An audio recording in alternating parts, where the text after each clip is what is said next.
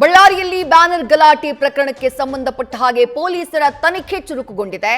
ಘಟನಾ ಸ್ಥಳದಲ್ಲಿ ಬ್ಯಾನರ್ ಗಲಾಟೆ ನಡೆದಂತಹ ಸ್ಥಳದಲ್ಲಿ 9mm ಬುಲೆಟ್ ಪತ್ತೆಯಾಗಿದೆ. ಬುಲೆಟ್ ಪತ್ತೆ ಹಚ್ಚುವಂತಹ ಮಷೀನ್ನಿಂದ ಪತ್ತೆಯಾದಂತಹ ಬುಲೆಟ್ ಇದು. ಜನಾರ್ದನ ರೆಡ್ಡಿಯವರ ಮನೆಯ ಮುಂಭಾಗದಲ್ಲಿ ಈ ಬುಲೆಟ್ ಸಿಕ್ಕಿದೆ.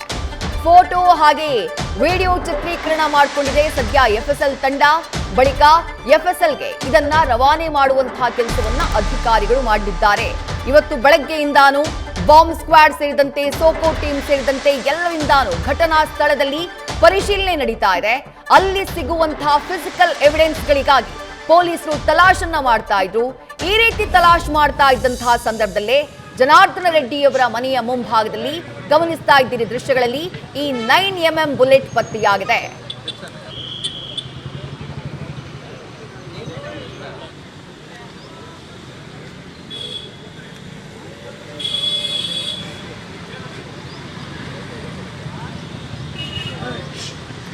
ಬಳ್ಳಾರಿ ಗಲಭೆ ಪ್ರಕರಣಕ್ಕೆ ಸಂಬಂಧಪಟ್ಟ ಹಾಗೆ ಈಗಾಗಲೇ 26 ಜನರ ಬಂಧನ ಆಗಿದೆ.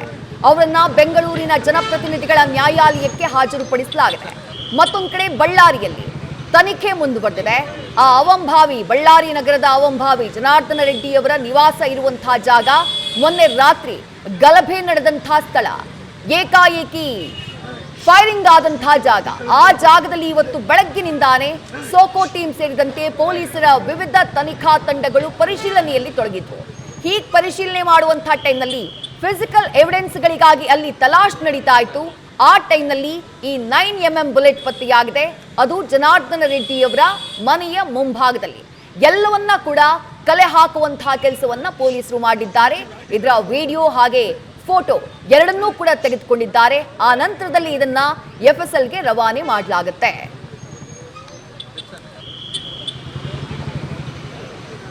ಮತ್ತಷ್ಟು ಡೀಟೇಲ್ಸ್ ನಮ್ಮ ಪ್ರತಿನಿಧಿ ಶಿವಾನಂದ್ ನೀಡ್ತಾ ಹೋಗ್ತಾರೆ. ಶಿವಾನಂದ್, ಇವತ್ತು ಬೆಳಗ್ಗೆಯಿಂದಾನೇ ಘಟನೆ ನಡೆದಂತಹ ಸ್ಥಳದಲ್ಲಿ ಫಿಸಿಕಲ್ ಎವಿಡೆನ್ಸ್ಗಳಿಗಾಗಿ ಹುಡುಕಾಟ ನಡೀತಾ ಇರೋದು.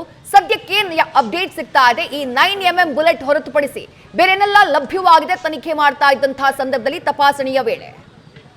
ವಿದ್ಯಾಶ್ರೀ, ಮುಖ್ಯವಾಗಿ 26 ಜನ ಆರೋಪಿಗಳ ಬಂಧನ ಬೆನ್ನಲ್ಲೇ ಈಗ ತನಿಖೆ ಮತ್ತಷ್ಟು ಚುರುಕುಗೊಂಡಿರುವಂಥದ್ದು. ಒಂದ್ ಕಡೆ ಹುಬ್ಬಳ್ಳಿಯ ಬಾಂಬ್ ನಿಷ್ಕ್ರಿಯ ದಳ ಸಿಬ್ಬಂದಿ ಮತ್ತೆ ಸುಕೋ ಎಫ್ಎಸ್ಎಲ್ ತಂಡದ ಒಂದಷ್ಟು ಸಿಬ್ಬಂದಿಗಳು ಬಂದು ಇವತ್ತು ಗಾಲಿ ಜನಾರ್ದನ್ ರೆಡ್ಡಿ ಅವರ ನಿವಾಸದ ಮುಂಭಾಗದಲ್ಲಿ, ಅಂದ್ರೆ ಏನು ಘಟನೆ ನಡೀತು, ಫೈರಿಂಗ್ ಘಟನೆ ನಡೆದ ಒಂದು ಸ್ಥಳದಲ್ಲಿ ಒಂದಷ್ಟು ಅಂದ್ರೆ ಬಾಂಬ್ ಪತ್ತೆಗೆ ಬಳಸ್ತಕ್ಕ, ಅಂದ್ರೆ ಈ ಬುಲೆಟ್ ಅನ್ನ ಪತ್ತೆಗೆ ಮಾಡಲು ಬಳಸ್ತಕ್ಕಂತ ಒಂದಷ್ಟು ಯಂತ್ರಗಳನ್ನ ಬಳಸಿ ಅಲ್ಲಿ ಯಾವ್ದಾದ್ರೂ ಬುಲೆಟ್ ಇದೆಯಾ ಅನ್ನುವಂತ ಒಂದು ನಿಟ್ಟಿನಲ್ಲಿ ತಾಳೆ ಹಾಕುವಂತ, ಅಂದ್ರೆ ಹುಡುಕುವಂತ ಒಂದು ಕೆಲಸವನ್ನ ಮಾಡ್ತಾರೆ. ಆ ವೇಳೆಯಲ್ಲಿ 9mm ಇರ್ತಕ್ಕಂತ ಒಂದು ಗುಂಡು ಕೂಡ ಈಗ ಪತ್ತೆ ಆಗಿರುವಂತದ್ದು. ಅದನ್ನ ಅಂದ್ರೆ ಯಾವ ಸ್ಥಳದಿಂದ ಫೈರಿಂಗ್ ಮಾಡಿದ್ರು ಮತ್ತೆ ಆ ಬಿದ್ದಂತ ಸ್ಥಳ ಏನಿದೆ ಅದನ್ನ ಒಂದಷ್ಟು ಮ್ಯಾಚ್ ಮಾಡುವಂತ ಒಂದು ಕೆಲಸವನ್ನ, ಅಂದ್ರೆ ಅದನ್ನ ಅಳತೆ ಮಾಡಿಕೊಂಡು ಒಂದಷ್ಟು ಮಾಹಿತಿಯನ್ನ ಕಲೆ ಹಾಕುವಂತ ಒಂದು ಕೆಲಸವನ್ನ ಈಗಾಗಲೇ ಎಫ್ಎಸ್ಎಲ್ ತಂಡದ ಅಧಿಕಾರಿಗಳು ಕೂಡ ಮಾಡಿರುವಂತದ್ದು. ಸ್ಥಳದಲ್ಲಿ ಬುರುಸ್ಪೇಟೆ ಠಾಣಾಧಿಕಾರಿಗಳು ಕೂಡ ಒಂದು ತನಿಖಾಧಿಕಾರಿಗಳಿರ್ತಾರೆ, ಅವರು ಕೂಡ ಸಮ್ಮುಖದಲ್ಲಿ ಅದನ್ನ ಪಂಚನಾಮೆ ಮಾಡುವಂತ ಒಂದು ಕೆಲಸವನ್ನು ಮಾಡ್ತಾ ಇದ್ದಾರೆ. ಯಾಕಂದ್ರೆ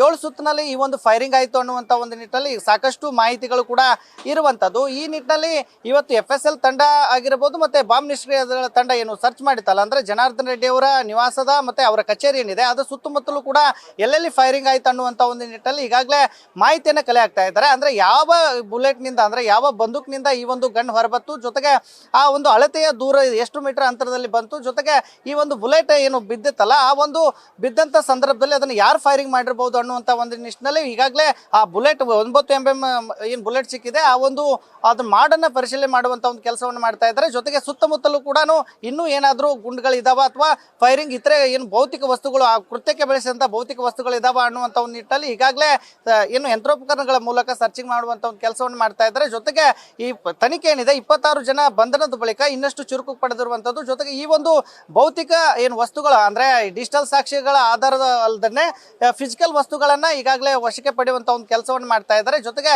ಇನ್ನೂ 1 ಗಂಟೆಗಳ ಕಾಲ ಇದೇ ತರನಾದಂತ ಸರ್ಚಿಂಗ್ ಮಾಡ್ತಾರೆ ಅನ್ನುವಂತ ಒಂದು ನಿಟ್ಟಿನಲ್ಲಿ ಮಾಹಿತಿ ಇರುವಂತದ್ದು. ಜೊತೆಗೆ ಜನಾರ್ದನ್ ರೆಡ್ಡಿ ಅವರ ಕಚೇರಿ ಏನಿದೆ ಆ ಕಚೇರಿ ಒಳಭಾಗದಲ್ಲಿ ಒಂದಷ್ಟು ಗಾಜಾಗಿರ್ಬೋದು, ಜೊತೆಗೆ ಕಲ್ಲುಗಳಾಗಿರ್ಬೋದು, ಕಟ್ಟಿಗೆ ಈ ತರ ಬಿದ್ದಿರುವಂತದ್ದು, ಅವುಗಳನ್ನು ಕೂಡ ಈಗ ಎಫ್ಎಸ್ಎಲ್ ಅಧಿಕಾರಿಗಳು ಕಲೆಕ್ಟ್ ಮಾಡುವಂತ ಒಂದು ಕೆಲಸವನ್ನು ಮಾಡ್ತಾ ಇದ್ರೆ. ಆದ್ರೆ ಎಲ್ಲ ಒಂದ್ ಕಡೆ ಈ ಘಟನೆ ನಡೆದ 2-3 ದಿನಗಳ ಬಳಿಕ ಮತ್ತೊಂದು ಈಗ ಗುಂಡು ಪತ್ತೆ ಆಗಿದೆ. ಇದು ಸಾಕಷ್ಟು ಬಳ್ಳಾರಿ ಜನತೆಯ ಕುತೂಹಲಕ್ಕೂ ಕೂಡ ಈಗ ಕಾರಣ ಆಗಿರುವಂತದ್ದು.